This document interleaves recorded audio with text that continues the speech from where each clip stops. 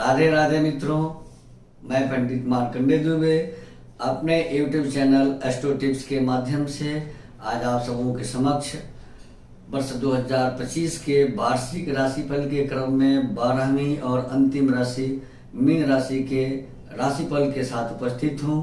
सर्वप्रथम तो मैं मीन राशि के सभी जातकों को नव वर्ष 2025 की हार्दिक और मंगलमय शुभकामनाएं देता हूँ। साथ ही ईश्वर से मेरी प्रार्थना रहेगी कि मीन राशि के जातकों का वर्ष 2025 सफल, सुखद और मंगलमय रहे। उनके जीवन में 2025 का प्रत्येक दिन खुशियों भरा रहे। साथ ही मेरा दूसरा निवेदन है कि यदि अब तक आप सबों ने इस चैनल को सब्सक्राइब नहीं किया है अथवा आप इस चैनल को पहली बार देख रहे हैं तो सब्सक्राइब जरूर कर लें, ताकि हमारे सभी नवीनतम एपिसोड अपलोड होते ही आपके पास पहुंचे। वीडियो अच्छी लगे तो लाइक करें और अपने मित्रों को शेयर करें।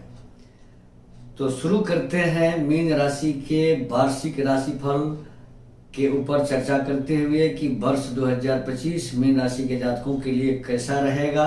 9 ग्रहों के जो चाल हैं मीन राशि के जातकों के लिए क्या करेंगे, क्या देंगे, क्या नहीं देंगे। 9 ग्रहों में सूर्य, चंद्रमा, मंगल, बुध और शुक्र जो होते हैं ये अल्प अवधि के गोचर कारक ग्रह हैं। इनका गोचर 2.25 दिन से लेकर के 1.5 महीने के अंतर में समाप्त हो जाता है। लेकिन जो ग्रह 1 वर्ष, 1.5 वर्ष और 2.5 वर्ष एक जगह पर गोचर करेगा तो क्या वह फायदेमंद होगा या खराब होगा। अगर शुभ स्थान पर है तो फायदे करेगा, अशुभ स्थान पर है तो नुकसान करेगा। तो इस श्रेणी में 4 बड़े अवधि के ग्रह हैं, देवगुरु बृहस्पति, न्यायाधीश शनि और राहु केतु। तो सर्वप्रथम अगर हम गुरु पर विचार करते हैं तो मीन राशि के स्वामी हैं गुरु, और वर्तमान समय में मीन राशि के तीसरे भाव में वृषभ राशि शुक्र के वृषभ राशि में गोचर कर रहे हैं और वक्री अवस्था में 1 जनवरी से लेकर 3 फरवरी तक रहेंगे। 4 फरवरी को वृषभ राशि में मार्गी होकर 14 मई तक वृषभ राशि में ही रहेंगे। गुरु का तीसरे भाव में गोचर करना यानी हल्का हो जाना, तृतीय गुरु पूज्य हो जाते हैं। वही गुरु 15 मई 2025 को बुध के मिथुन राशि में प्रवेश करेंगे और मीन राशि के जातकों के चतुर्थ भाव में इनका गोचर हो जाएगा। चतुर्थ भाव में 15 मई से 18 अक्टूबर 2025 तक रहेंगे। 18 अक्टूबर को पुनः ये राशि परिवर्तित कर मीन राशि के पंचम भाव में कर्क राशि में उच्च के होकर के 4 दिसंबर तक गोचर करेंगे। उसके बाद गुरु पुनः 5 दिसंबर को वापस मिथुन राशि में आ जाएंगे और मीन राशि के चौथे भाव में। चतुर्थ भाव के गुरु शारीरिक स्वास्थ्य के लिए, धन संपदा के लिए, माता के लिए कमजोर माने गए हैं। कुंडली के चतुर्थ भाव में गुरु का होना और राशि से चतुर्थ भाव में गुरु का गोचर करना, दोनों में अंतर है। लिखा है कि षष्टम, अष्टम, द्वादश वेद बृहस्पति। षष्टम माने छठे, अष्टम माने 8वें, द्वादश माने 12वें, वेद माने चौथे। अगर बृहस्पति का गोचर किसी राशि से हो रहा है तो उस राशि के जातक को जान न मारे बापुरो निर्धन करे शरीर, यानी शारीरिक कष्ट भरपूर मात्रा में देते हैं, धन की कमी कराते हैं, आय से अधिक व्यय कराते हैं। तो वर्ष 2025 में 15 मई से मीन राशि के जातकों के 6 भावों को बृहस्पति कमजोर कर सकते हैं। धन, परिवार और वाणी, शिक्षा और संतान, विवाह, वैवाहिक जीवन, व्यापार, कैरियर, मान सम्मान और उन्नति, इनके लिए काफी परिश्रम करने पड़ेंगे। बहुत मेहनत करने पर थोड़ी सी प्राप्ति होती है। इसलिए मीन राशि के जातकों को 15 मई से स्नान के जल में प्रतिदिन 1 चुटकी हल्दी का पाउडर डालकर स्नान करना चाहिए। ललाट पर हल्दी अथवा केसर का तिलक करना चाहिए, जिससे बृहस्पति के अशुभ प्रभावों में कमी आएगी। संभव हो तो वर्षारंभ से यानी 1 जनवरी 2025 से ही हल्दी डालकर स्नान करना शुरू कर दें, क्योंकि तृतीय बृहस्पति पूज्य होते हैं। और प्रतिदिन 1 जनवरी से लेकर के 15 मई तक ओम ब्रिंग बृहस्पति नमः मंत्र का 1 माला जप करें। जप करने से बृहस्पति प्रसन्न होंगे और बिगड़ते कामों में लाभ मिलेगा, बनने लगेंगे बिगड़ते हुए काम। अब दूसरे ग्रह हैं न्यायाधीश शनि, जो सबसे लंबी अवधि तक एक राशि में गोचर करते हैं।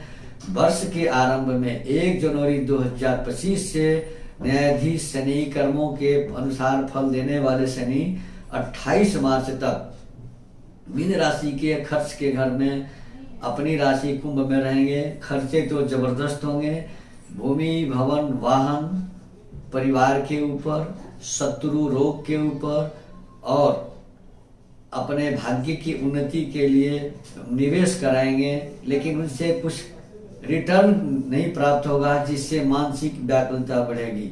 वही शनि 29 मार्च को 2025 के 29 मार्च को जब शनि मीन राशि में आएंगे तो दूसरे स्टेज की साढ़े होगी, यानी व्यय भाव से तन भाव में आपके राशि में शनि का प्रवेश होगा। तो सीने से संबंधित, चेस्ट से रिलेटेड प्रॉब्लम शनि दे सकते हैं। गैस्ट्रिक, वायु विकार या कफ की शिकायत भी दे सकते हैं। तो स्वास्थ्य के लिहाजे से शनि का आपके राशि में गोचर करना थोड़ा सा कमजोर रहेगा। अपने लोगों से संबंध कमजोर होते नजर आ रहे हैं। व्यापार स्थान पर या पत्नी स्थान पर शनि की 7वीं दृष्टि पड़ेगी, जिससे अपने पत्नी और व्यापार का विशेष देखभाल करना होगा। 10वीं दृष्टि से कर्म भाव पर शनि देव धनु राशि पर भी नजर जमाएंगे, लेकिन काल पुरुष के कुंडली में वो शनि का अपना राशि मकर राशि होता है। कर्म भाव पर यानी काफी से मेहनत कराएंगे, परिश्रम कराएंगे, करा करके देंगे।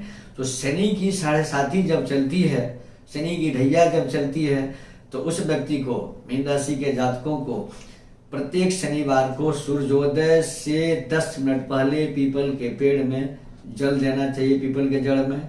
संध्या के समय तिल के तेल का एक दीपक पीपल के जड़ के पास जलना चाहिए, क्योंकि पीपलाद ऋषि से यह शनि का एग्रीमेंट है कि जो शनिवार के दिन पीपल वृक्ष की पूजा करेगा, जल देगा, तिल के तेल का दीपक जलाएगा, उसे शनि परेशान नहीं करेंगे।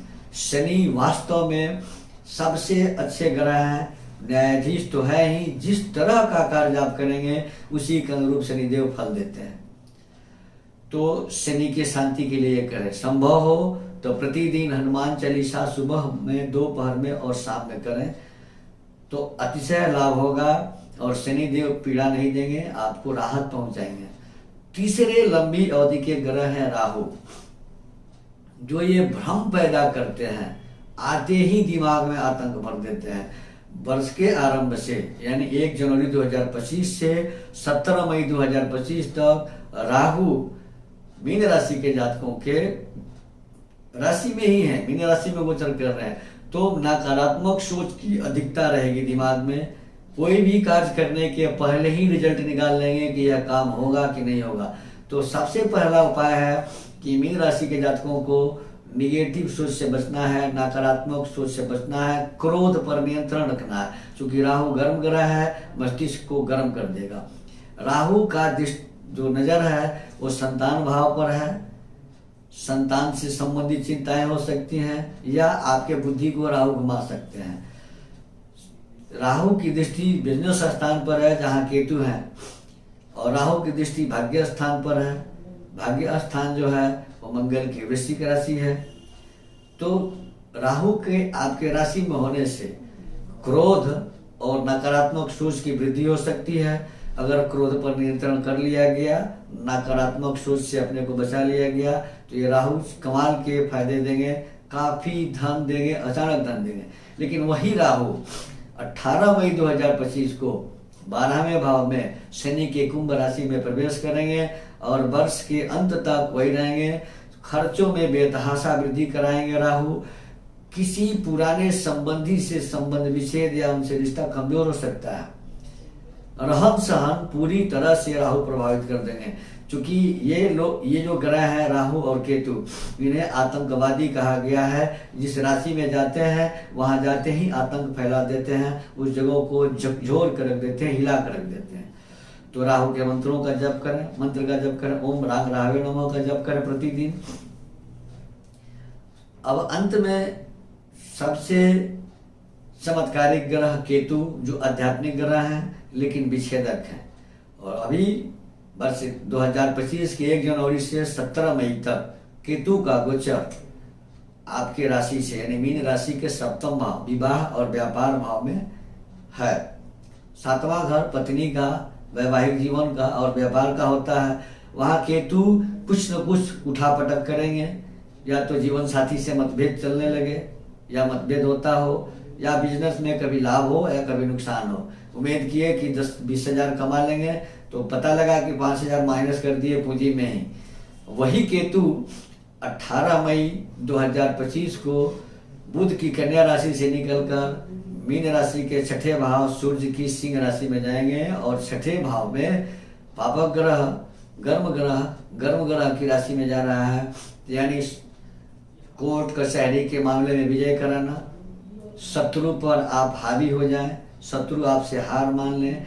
लेकिन केतु काटने वाले ग्रह हैं, कटर, तो कोई पुराना रोग उभर सकता है जिसके चलते शल्य क्रिया यानी ऑपरेशन की नौबत भी ला सकते हैं। केतु 18 मई से 1.5 वर्ष उसी राशि में रहेंगे।